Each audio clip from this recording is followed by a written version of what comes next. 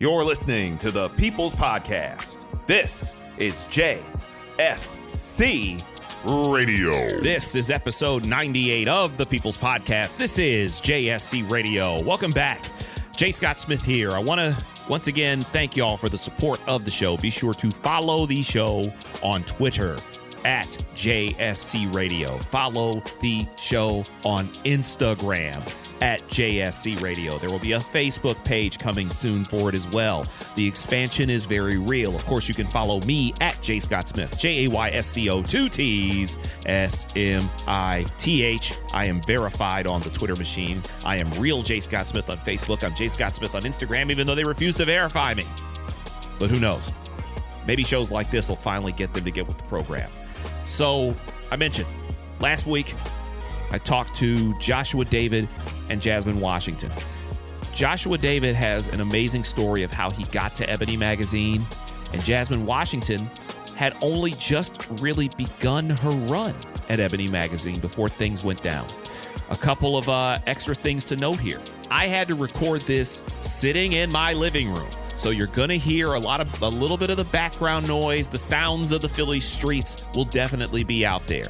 But I had one shot to get this done and have podcast gear, will travel, whipped it out, threw it on the coffee table, set the board up, and we had to make this happen because this was something that really, really needed to be done. He sent me all kinds of information to make sure that we knew that this was on the up and up.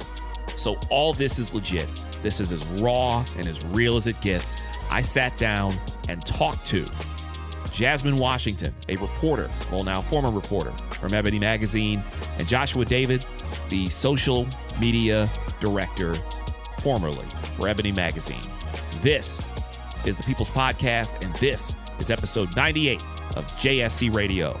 We told you the C stands for conversations, and we're about to have a really, really important one. Welcome to JSC Radio. I just wish I could be talking to you under better circumstances. Appreciate that. Thank you. Thank you so much for having us. Oh, no, thank you for coming on with me. So, first and foremost, and Josh, you're the one who's really gotten this story out here nationally and made it go viral. And to use the parlance of being in social media, you've made this thing go viral. Tell us a little bit of, before we go into what happened with Ebony, I want to know both of your stories to how you ended up at Ebony Magazine. And Josh, I'll start with you. Give the listeners a little bit of an idea of what your path has been that led you to Ebony Magazine and what drew you to going into social media. Yeah, well, first and foremost, I want to be very clear. The only reason I even stepped forward is because my team and I did this unified. I want people to understand the most important part of this. The only reason this is all coming to fruition is because a group of writers, as well as me, banded together and stayed together through this very crazy hardship. You know, if it wasn't for Jasmine and my other writers and us being able to have a group to be able to have a bad day, a good day, a laugh or two, we would not be, because the last 3 weeks have been daunting for all of us. So I definitely want to just shout out my entire team, especially Jasmine, because the amount of conversations we've had to have about getting through these bad days have not been easy. It has not. But the whole process of getting to Ebony is, one thing I keep on saying about the group of people at Ebony Magazine, they're not ordinary people. We all have these very drastic stories of really putting our careers first and kind of the actions after, because of how much we care about the content. I moved to Los Angeles about 2 years ago from New York City. I was working at a restaurant in Los Angeles for quite some time while trying to solidify an opportunity in the entertainment industry. I got invited to the Ebony Gala as a volunteer. Basically, was checking in with celebrities at the gala. A lot of them recognized me from working at Los Angeles. And ironically enough, the workers at Ebony, the leadership, saw how well I was having this rapport with a lot of these celebrities and just a lot of the thought leaders of the Black community. So essentially, I brought 4 resumes, a couple business cards, and I pitched myself to, I want to say, 3 of the leadership people.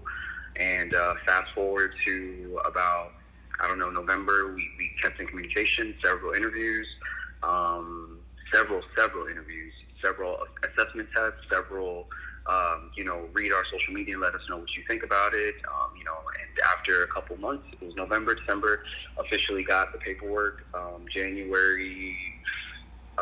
January 23rd, I think, 2018, and it's been grinding ever since. Started off as the audience development manager, worked my way up to social media manager, and then eventually became social media director. And one thing we got to be clear is, and you can ask Jasmine this as well, we all do about 3 or 4 different jobs. At Black companies, it's a smaller staff, and so with it being such large responsibilities among us all, we've all built 4 or 5 additional skills while also doing our main priority jobs. So I may have started out as a social media manager, but then I became the red carpet correspondent. I became the talent relations in LA. I became the first point of contact with a lot of the celebrities here in Los Angeles and a lot of the PR firms. I mean, you have to understand, Jay, when I first got this job, the first thing I did, which is not part of my job, I called several PR companies and management companies in LA and apologized for Ebony's behavior in the past. I don't even know what kind of behavior it might have been, but that was the first call when I got this job. So you had to come in and do damage control. I came in with the intent of doing damage control first because I saw on social media how bad the relationships were, how bad the reputation was. I wanted to rekindle and fix a lot of these broken relationships. What is it that initially drew you to go into doing social media management? This is also kind of because there's going to be a lot of young people in the industry who hear this, and they may not want to go into the writing half of it, and they go towards social media because that's a burgeoning industry. What drew you into that? I think the truth is, and again, we're moving in a generation where digital and content is constantly being blended together. And we're talking about video assets, articles. There's a point sometimes, Jay, people don't want to read. People rather just hear the news. This podcast is a perfect example. Sometimes people don't want to read this full-on interview. They rather just hear the conversation. So, me coming from a background in PR, advertising, and hospitality, I've always had this draw towards, sitting down and really what's the best way to sell news. And to be honest with you, for 10 years of hospitality experience, selling news is social media.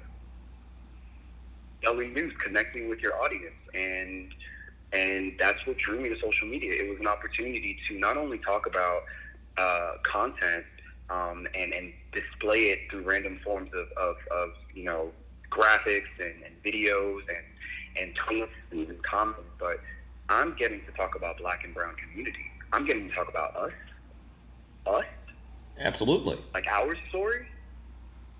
I grew up in the suburbs. I was the only Black kid in most of my classes. So to finally be able to stand up with these writers, these passionate mothers, these passionate single Black women, these passionate people about our community, and talk about LGBTQ, social injustice, Black achievements, Black and brown artists and musicians in the industry trying to make it out here the right way.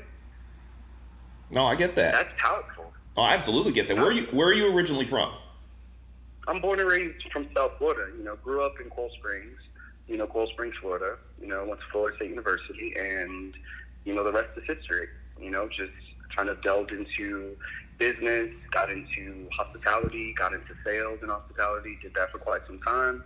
Moved to London, moved to New York, and then ended up in Los Angeles. And I'll switch gears to Jasmine here, because Jasmine, I want to know some of your background too.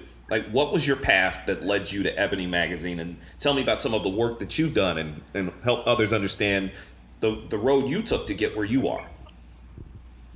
Sure. My journey in media and entertainment has been a long time coming. I started out as an intern with JSC Magazine, and I was there for about a good 4 years. That was like a really, really, really important moment in my career. I started out as an intern.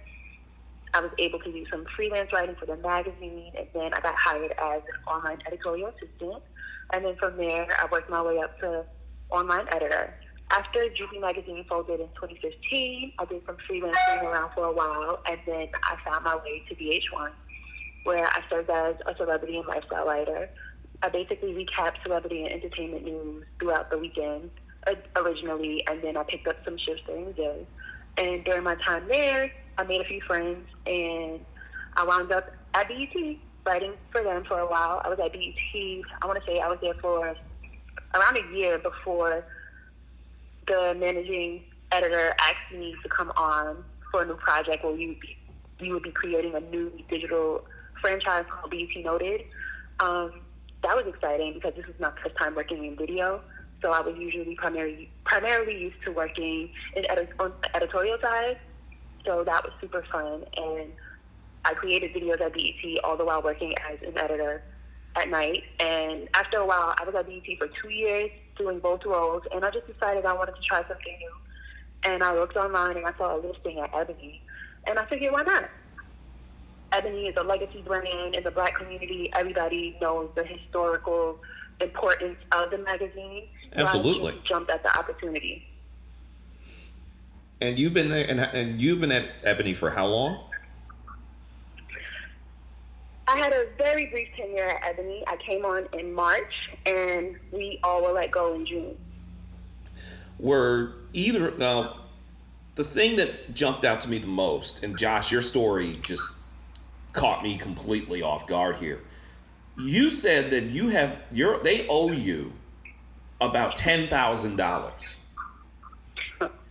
How long has it been since they paid you for that amount of money? And Jasmine, I'll get to you in a second too.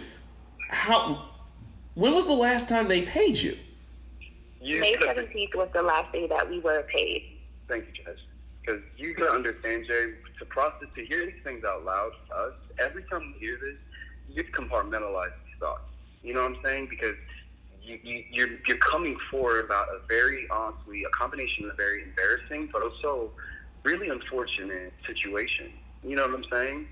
The truth is that, you know, each of us have a certain amount, and I didn't want to put my number out, but the truth is that on paper via email, they owe me $8,000. But because of California laws, because of the waiting penalties of not paying your employee, it's an actual other whole paycheck. It's literally another additional paycheck because we didn't get official. We haven't gotten paid since May 17th. We were owed a check on the 31st. We were owed a check on the 7th. Day we were all terminated. Okay, ironically enough. And now we're another 14 days. By California law, because this is definitely not good faith, this company has left me in the dust to not only have to find another job during the summer market, but decided to not even give us a confirmed date of when they're going to pay. So California law states that for every day that has now passed, you're paying for 8 hours worth of pay. Wow. That's why we have to find a lawyer. I can't just, even if they paid us tomorrow, Jay, I can't just let this go because now there's additional money and there's additional grievances that are happening right now. You know, everyone wants to say, you know, you guys are so brave, but the truth is, Jay, we're all still have to find jobs through all of this experience, through all of this negative press, positive press. And the truth is that that's a lot of things we're internalizing into the process.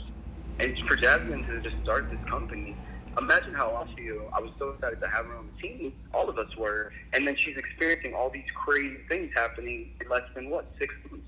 Not even that year in a job. No, because Jasmine, if you came in March, that's 3 months.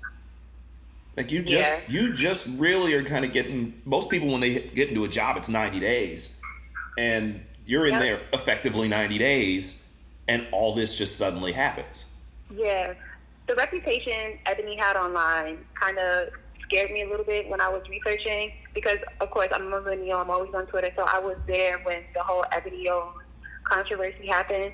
So as a journalist, I looked into it, and when I met with the hiring manager who brought me on, I was very clear in asking if there would be any problem with payment, and they reassured me that the company was going in a whole new direction. The people who were involved previously have left the company. They're not involved in that kind of context. The digital brand is doing so well that we don't have any issues in terms of payment. So I felt reassured to come on. Once I got there, there were a series of events that happened that kind of let me know that I wasn't as secure as they said I was. I expected this to happen. Like, before we even were let go, I literally explained everything that would happen to Joshua. She did. Before we would even let go, I was like, hey, I already know what's going to happen. They're going to lay us off, and they're not going to pay us. She did. She did, Jay. And this was before they even let us go. I'm like, I can just feel it. Like, I know what's going on. Like, I know this is exactly what they're going to do. And I feel like for me, I would have been okay if they would have just paid us like a week or two later. But the fact that they have been so, I feel like it's just disrespectful. There's no communication. And that is hurtful because it's like, this is our livelihood. Many of our coworkers have families. They have children. One of our coworkers has a son who has a severely bad food allergy. Yep. They don't offer us health care. Like, what are we supposed to do? And y'all don't even have the decency to call us and just say, hey, you know what? We're still working on things. We'll check in for another update in 2 weeks. Hey, I would be totally fine with that. That would be okay. I wouldn't have an issue. But the fact that everyone is just, they've ghosted us. Like, literally ghosted us. Now, you just said something I noticed there. You said something I just picked up there. You said they didn't offer you health care. Yes. And you're full-time employees. Yes. So you're full-time employees. You're not offered health care. And they're coming slow with your money. Jasmine, how much is it that you're owed in this amount of time? I'm nowhere near in the hole as Josh, thankfully. But I'm owed a paycheck. Well, actually, we were supposed to be paid on March 31st. We were paid bi-weekly, so that's 2 weeks. And then they were going to pay us up until June 7th. So basically about like 2 paychecks. Just putting that in perspective for the people who are hearing this, just imagine what it's like if you went without 2 paychecks that you know you were owed. Whatever amount it is. If you're listening to this right now and you know how much you get paid every 2 weeks or in the ballpark, imagine knowing that you go 4 weeks without getting paid that. That's insane. That's honestly insane. And I've seen Ebony Magazine since I was getting. Black person knows Ebony Magazine.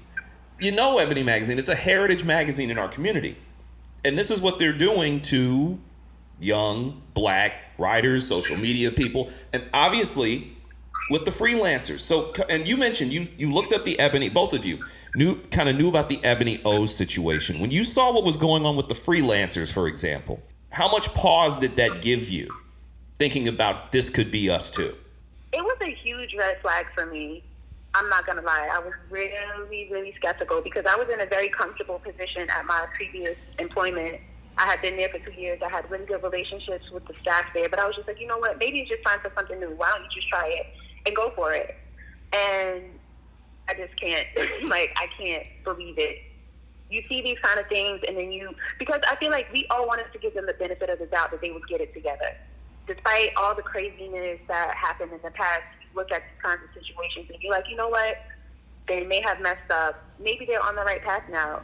And for me, it was kind of like an attachment because, like, who wouldn't want, like, as a black woman, you feel so passionate about the stories in your community.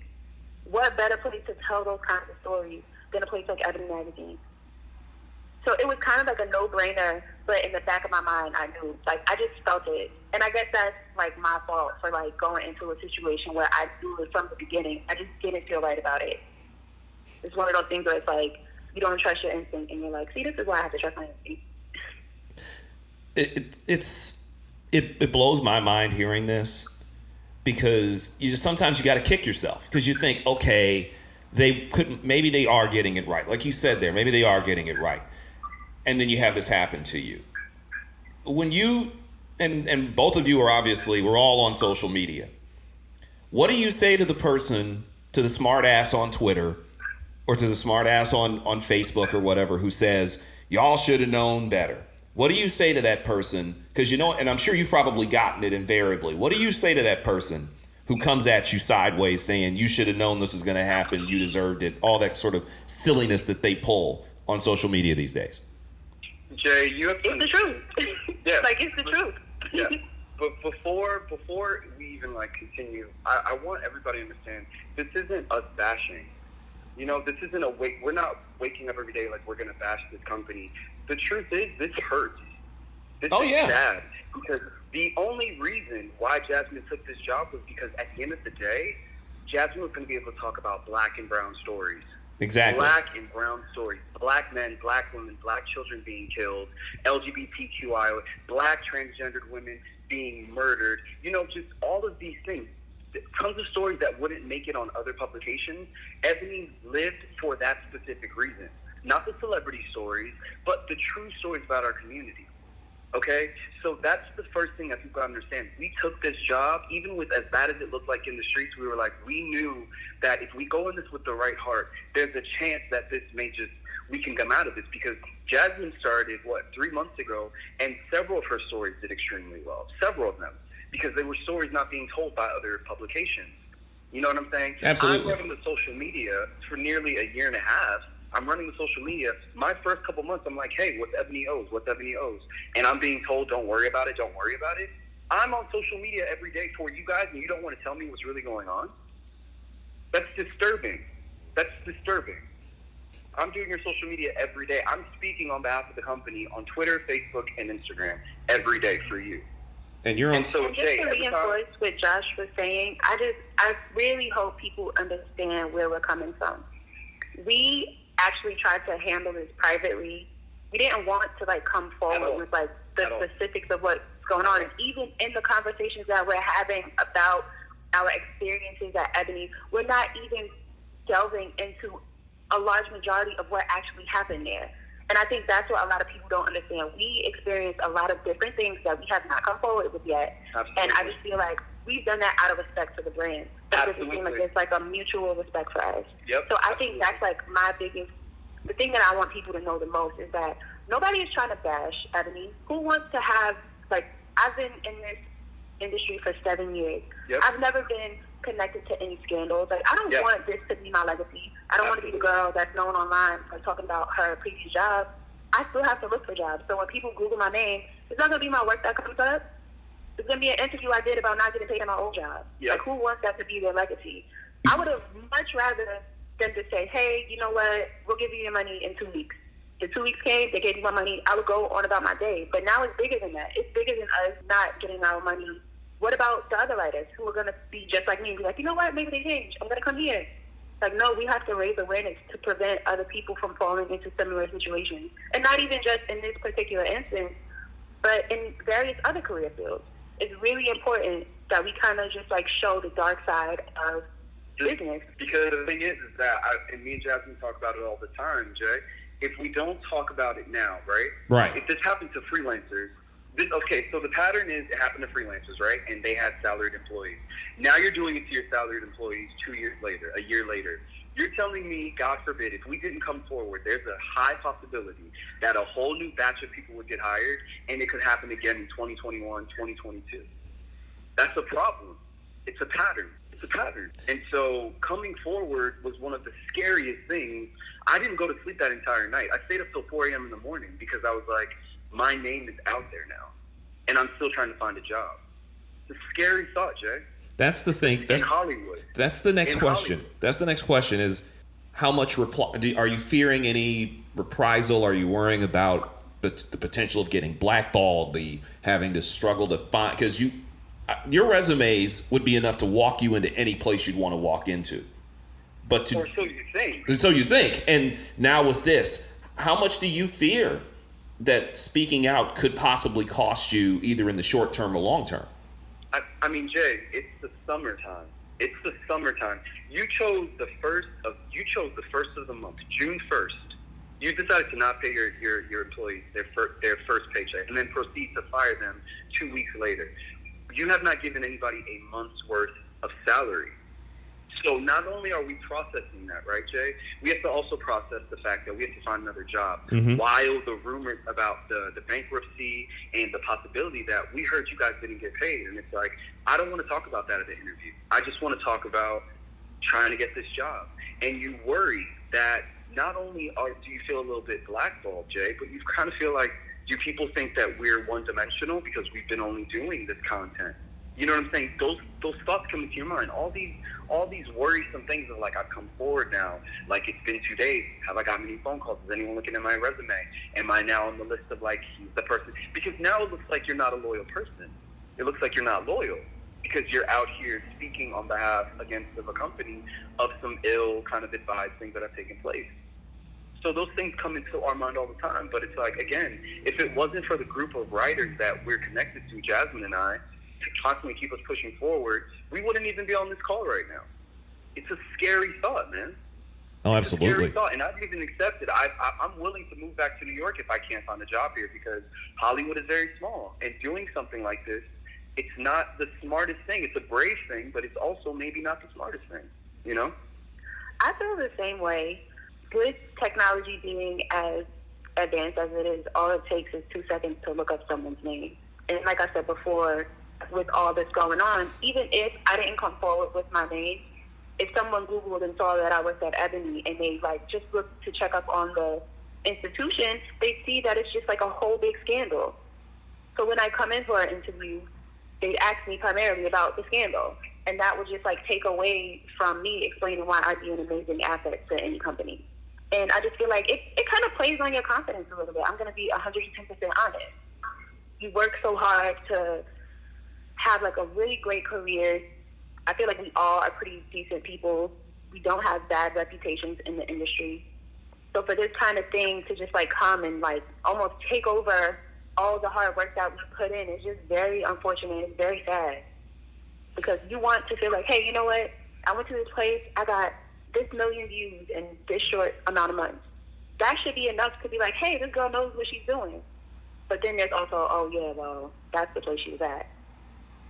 You know? So I think it's like one of those things where as bad as, like, as much as it's affecting me, I know that my bills have to get paid. So I can't, like, what am I going to do, not get a job? Absolutely. Like, I can't just be like, oh, no, people are going to talk about me. They're going to ask me questions. So I just have to continue to put myself out there. But internally, it's like a completely different thing. Absolutely. I was just about to say that you can't go to like Navy and Donut or any of your student loan providers and be like, hey, I have an IOU from Ebony Magazine. Like, that's not going to work. You can't go to your landlord and say like, hey, I have an IOU from Ebony Magazine. Like, no, we all have bills. Yeah. Life doesn't stop. Yeah. And I think that's my biggest gripe, that it's just a lack of concern for our well-being. Like, what are we supposed to do? We worked hard for all of this. We got all these millions of views. Josh added hundreds of subscribers to social media. All the great things that we did for this company, they didn't have to ask us to do this. We went above and beyond in a lot of instances. Yes. They didn't have to like run behind us like, oh my God, you guys are having a really bad news day. Yes. No. Yes. We all were there going above and beyond to make sure that all the work that was done on digital and social was amazing. So, like, for us to do such great work and for them to just basically, like, disregard us, like, they literally just tossed us aside. Tossed us aside. Yes. I wanna just piggyback off of that, Jay. A lot of the things that have happened at Ebony, from us going to red carpet, from the stories being covered about the LGBTQIA, those communities, these stories would not have seen light of day if the passionate writers and social media people on this team fought for it. Do you understand what I'm saying? Oh, yeah. Me flying all over Chicago, you know, from New York to Chicago to North Carolina to go and interview, new artists, to talk to big and small actors and actresses. Do you know what it felt like to start seeing black and brown actors and actresses saying, it's really good to see you here at this event? Do you know what that felt like? Because it felt like we were doing something right. Do you understand what I'm saying? Absolutely. Jay, we got a GLAAD Media Award nomination. Our team, our digital team got a GLAAD Media Award nomination. We did enough in the digital field for the LGBTQIA, like one of the most well-known societies that put on, awards to highlight publications that spend their time in sharing these stories. We got a nomination because of the work we did online. We were changing Ebony's narrative slowly, but we were changing it. And that's not easy. Okay? Jasmine, Christina, Jessica, Teddy, Ebony, so many of us worked till late night doing work for Ebony. Ask Jasmine, after the Met Gala, wasn't I up all night posting that stuff? Because we cared. We cared, Jay. We cared. Like, we cared so much, man. And then you call us and fire us within 2 minutes without any concern. Just, we're terminating your position. We're changing directions. Sorry, we don't know when you're going to get paid. Bye. That hurts. That's dirty. That's dirty. That's the best way I can describe it. That's dirty. And y'all deserve better than that. Anybody who works for a company, especially I'm going to keep using that word, a heritage magazine. People who are our parents and grandparents' age know Ebony Magazine and the history that's attached to a name like Ebony Magazine. And to see this generation of young black writers, young black social media execs, young black producers and editors getting treated like this ain't right. It's not cool. Whether you're a freelancer or full-time, you don't need to be treated this way because bills do need to be paid. I freelanced. Absolutely. I had to freelance to stay in pocket when I lost a job and having to make things work out and trying to tie things together. And it's scary enough when you're freelancing to begin with. If you're full-time, you should have the expectation of being able to get taken care of. Absolutely. And treated the right way, treated with respect, and especially from, let's keep it real, our own people. Right. You said it, not me. That's it. See, I can say that here, but it's like, no, it just bothers me so much seeing this when I see, because I don't know how old the two of you are, but when I see people, young black people getting into this business, and this is the experience that they have when you get a major shot and they're acting so minor league. I think that's the fortunate thing for me. Prior to Ebony, I've had amazing experiences from Juicy Magazine, which was an all-black, led by black women magazine geared towards black women. It was an amazing experience. This was like Black Girl Magic before it was like a thing. To VH1 and BET. Like, I've worked in so many different fields of media. It's just like, this is the first time when I ever felt this way. I've always been supported and encouraged, and it's just like to see like the management just kind of just say, hey, like, you're working cool, but we ain't paying y'all. It's just very, very, very like eye-opening. But I'm just so fortunate to have had good experiences previously that I'm not like, you know what, I can't work with black people no more. I don't want to be involved with black people anymore. Right. Because somebody who's like fresh into the industry, they may have a completely different perspective when you go through something as traumatic as the things that we've gone through at Ebony, you know? So I think that's like one of the things that's also, it's also like really comforting to me to just know that this is not every black experience. Because I've been...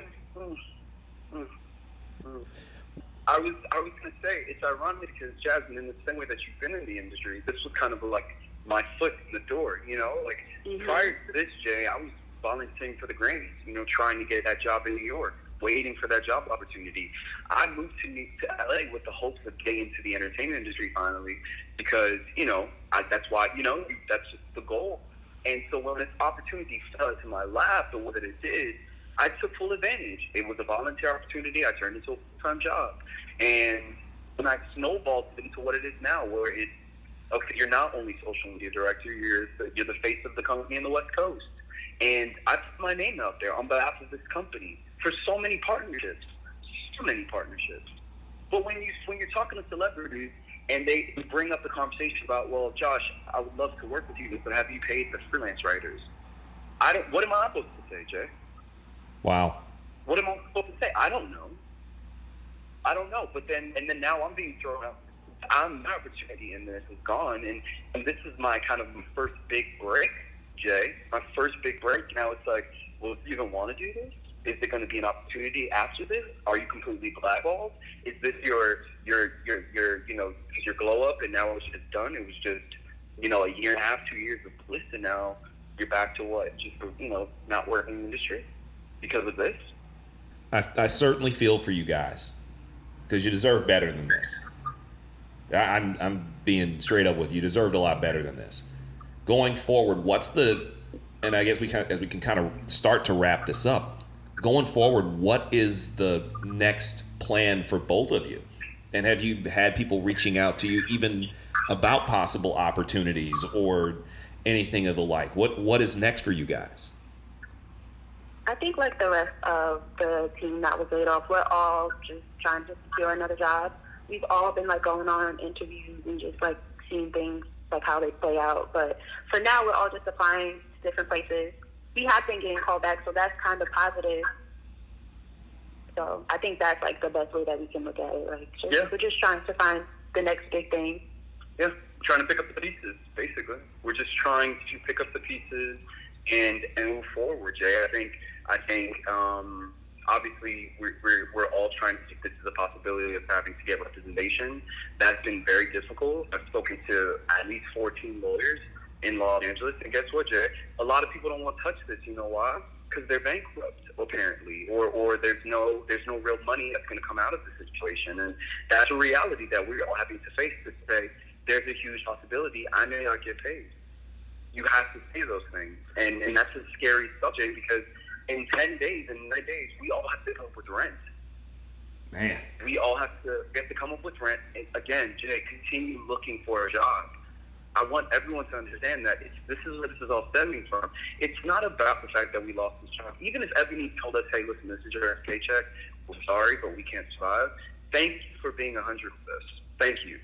But there's none of that. We didn't get any of that. You guys are super brave for doing this, and I personally have been in situations similar to this where you don't know when that next check is coming and you don't know when that money you're owed is going to show up.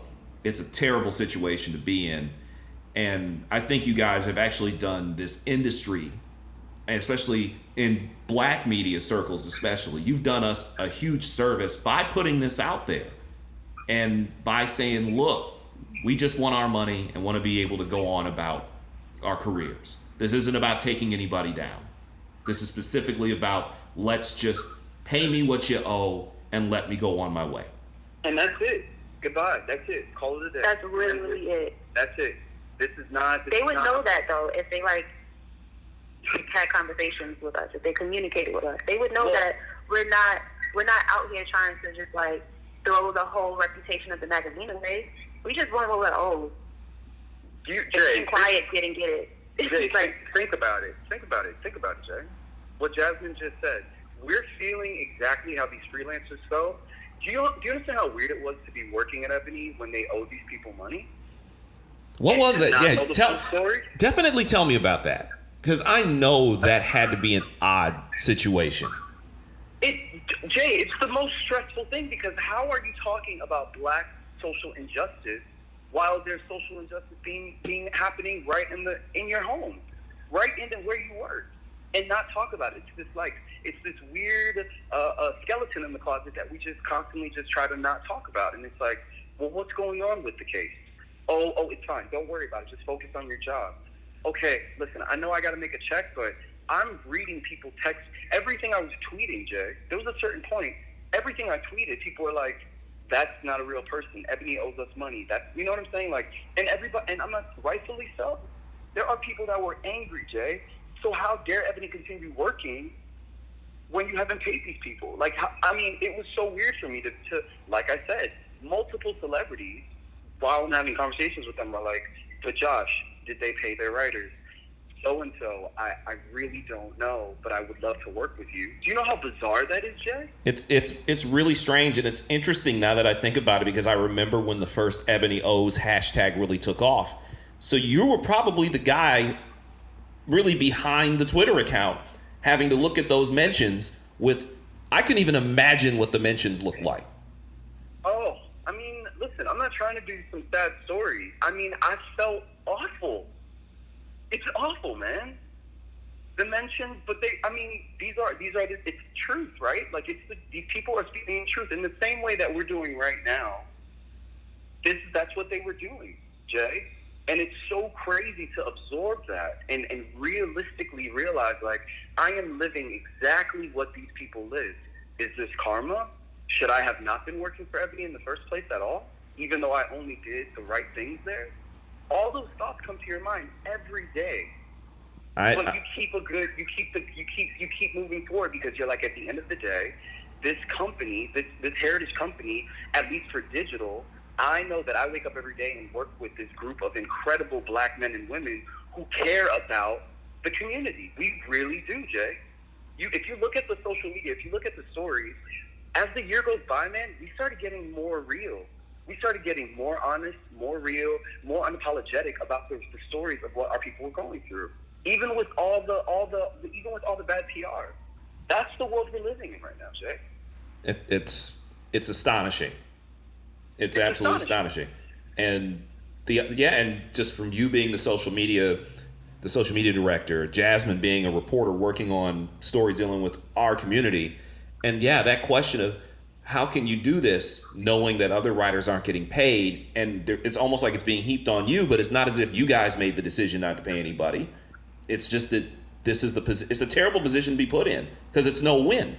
And I feel like for me specifically, because I was so new to the party over there, as far as I knew, everyone was paid by the time I had gotten there. Oh, yeah, that's true. I got there in March Settlement. 2019. Yeah, that's when they reached that settlement. So, yeah. I was under the impression that everything was cool. So I'm like, okay, they got money to pay these people. I shouldn't have any problems. And again, that's just like I have to accept responsibility for my role and taking the job. When you know that people don't have the most reputable, they're not like in good standing. So it's a learning experience. I think summarizing it up, it's all a learning experience. And I had a really great time there. I developed really great relationships with all of my coworkers there. The digital staff was amazing. The print staff that would come in and out of the office, they were cool too. Mm-hmm. It wasn't like we had any discourse among us. There were just other things going on above us that kind of affected the situation. And that's another thing for me. If we were fired because we weren't hitting traffic numbers, I would be okay with that. I'll be totally fine. Like, you know what, my work obviously is not doing well. We deserve to be let go. Like, if it was my fault why they fired me, I'll be okay because it's like, hey, you messed up, go find a new job.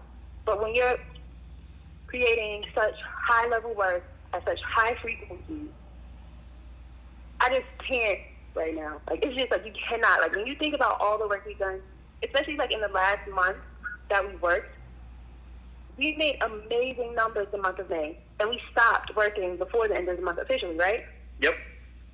Yes, ma'am. We issued a work stoppage on May 31st. The 31st, the day we didn't get paid. Our first, yeah. Wow. Yeah. Because that was officially going to be our first paycheck of not getting paid, right, Jazz? Yeah, we were supposed to be paid on the 31st. They emailed us on the 30th and informed us that we wouldn't be paid because of a delay in expected capital. Yeah. And when we found out that they wouldn't be paying us, we were like, okay, we're not going to work until y'all pay us. Not even that they wouldn't be paying us. We never got a date, Jay. Let's remember that. A company told us, we don't know when you're going to get paid. There was no confirmed date. So we had no choice but to do a work stoppage. We had no choice. And then even after we issued the work stoppage, there was no communication until they reached out to us and informed us that the New York office would be closing and that we would be working remotely until they scouted a new location for us. Mm-hmm. And then 2 days after that was the day that we all got let go. Damn. And then a week after that, they emailed us and told us that we would like a separate package for each person about what they were owed. Correct. And we haven't heard from them since. Jay, we get a work. We tell you guys we're going to do a work stoppage. HR goes, I understand. That's fine. Okay. And so multiple days go by. It's silent. Do you hear what I'm saying? Oh, yeah. The only people in communication are the digital staff. Hey, how's everybody holding up? Are you guys okay? I love you guys. Let's keep moving. Let's keep moving. Let's keep finding jobs. I notify my entire team. I'm like, yo, they changed all the social media passwords. Thursday morning, I got an alert on my phone. All the passwords were changed. Okay? So they knew Friday morning. They knew the day before. They'd already set everything up to... Yes, exactly. Friday morning, each of us are logged out of our email accounts, and each of us get a phone call, one after the other, and get a quick, hey, your position's being terminated, changing direction, sorry, don't know when you're going to get paid, send you an email with all your money that we owe you. Bye. Damn. And that's the end of the story. And we didn't hear from them since. And then, so that's how that's June 7th, okay? That's how we processed the breakup. June 7th, okay? June 12th. What is today's date? Today's date is the 21st. That's June 7th. June 12th, okay? You terminated us on a Friday. You send no official termination letter. You send no final pay letter. You decide to send an official letter June 12th, okay? Stating how much you owe everybody. And that is the last time we heard from you. And it's no date to when they're going to rectify that payment. No date to when you're going to rectify, give severance, fulfill your payment duties. And then proceed. As soon as the Root published article came out, guess who emailed me? Probably HR. HR, and I immediately I kept things moving. I didn't open it. I said, you know what? I'm just going to keep moving because I know this game. The bullying tactic. He came forward. Let's go after him. I know this game. The truth is, so you guys have access to the emails. You guys know where we are, and the only time you want to email me is to what? You get in contact with me about the article? That's not how this game goes. You can't move like that. And then another thing that I just like to reinforce is that we haven't said anything negative about the brand at all. Nothing. We are literally just saying what happened while we were there. They're expecting. We're not dragging them. There's no dragging or bashing, Jay. There's no dragging or bashing. You're basically. This is all factual. Yeah, you're just laying out what happened. And the thing I think that's like the thing a lot of people don't understand. It's like, oh, y'all are just dragging. No, nobody's dragging anybody. We're just telling the truth about what happened to us. And I think that's important because a lot of times people in professional situations feel like they can't come forward because of backlash like that. Yeah. Like the moment you sit there and tell the truth about what you've experienced, you automatically get a target on your back as being messy, as being disloyal, and all of that. Meanwhile, it's just like, what are we supposed to do? What are we supposed to do? Jay, we had no other card to play. Jay, we called them, you're ignoring our phone calls. We email you, you're ignoring our emails. We send letters to the P.O. box, you're not even checking the P.O. box probably. The Houston Department of Labor can't get in touch with you. What are we supposed to do, Jay? What are we supposed to do? This isn't a bashing because everything that's being said is 100% truth. None of this is emotionally triggered. You know what I'm saying? And to be quite honest with you, you gotta respect the fact that two people have decided to not only come forward, but try to keep the language as professional as possible. This is just the truth. It's sad. It's the sad truth, but it's our truth. And that's all you got, and that's the best thing you can go with. That's the best thing you can go with. That's all you got. We've been here for nearly an hour. We're almost 50 minutes, and this could go for 2 more hours. The way that this is. A parting message to those who are hearing about this, and also to anybody who might be interested in either helping out, getting the word out about what to do. What do you have to say for people after they've heard all this? What for both of you? What would be your parting message for now, going forward with this issue with Ebony Magazine? I want to just reiterate once again that this is not an attack on Ebony Magazine. John H. Johnson and Miss Unique Johnson gave their life to this publication, okay? And you have to understand that even talking about this in the negative light, it hurts your heart because this is one of the few that we have. Do you understand what I'm saying? Absolutely. And so people have to understand that it's not the bashing, it's the fact that we have to talk against a company that I've been working with the last almost 2 years of my life and making incredible movements, in my opinion, on content for Black people. So this isn't an attack on Ebony. This is an attack on this is what it looks like when heritage companies get bought and aren't handled properly with business decisions. And so I say this to people that are leaving college and want to get into this industry. I say this to people that want to move to LA and chase the dream of becoming a broadcaster or reporter. Stay on the line. Stay committed, stay focused, stay true. Because it's always said, if you're authentic, what's for you is for you. So I say that this hashtag Ebony O's thing, it's not just being petty. It's not an attack. It's truly a cry for help. It really is. It's a cry for help for people from our community, from lawyers to unions to investors, to the Melody Hobsons of the world, to the Robert F. Smiths of the world, to the Jay-Z's of the world, to understand that this is a Black-owned company that unfortunately has let down their community a multitude of times. And the fact that we're fighting and putting content out about social injustice, we're living it right now against the very company that used to pay us. That's ironic. That's my statement. That's my statement to everyone. I also want people to know that it's really important to hold people accountable. If you know that someone is treating someone else unfairly, even on a personal level, do the best that you can to make sure that people are treated fairly. I think that's something that's missing in the world today. A lot of people will turn a blind eye when they see someone mistreating someone. And I think that's just important. That it's something that we, especially in the Black community, it's important to hold each other accountable. It doesn't mean I don't love you. It doesn't mean I don't respect you. It means I want the best for you because I want you to treat people right. So I think it's just really important to hold each other accountable. And don't have any fear. Be fearless. Be fearless.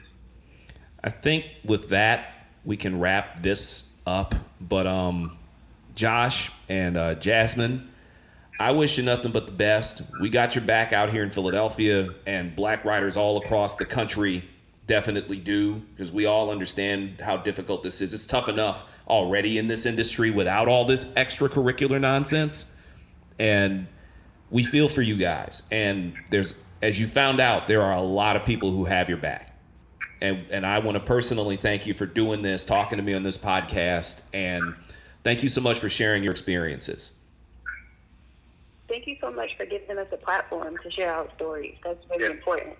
Yeah, I just want to thank Mr. Jay Connor from The Root for just, really holding it down for us, because we really didn't want to force the story. We really held off on that story for 2 weeks because we were like, you know what? They're going to pay us. They're going to pay us. We know it.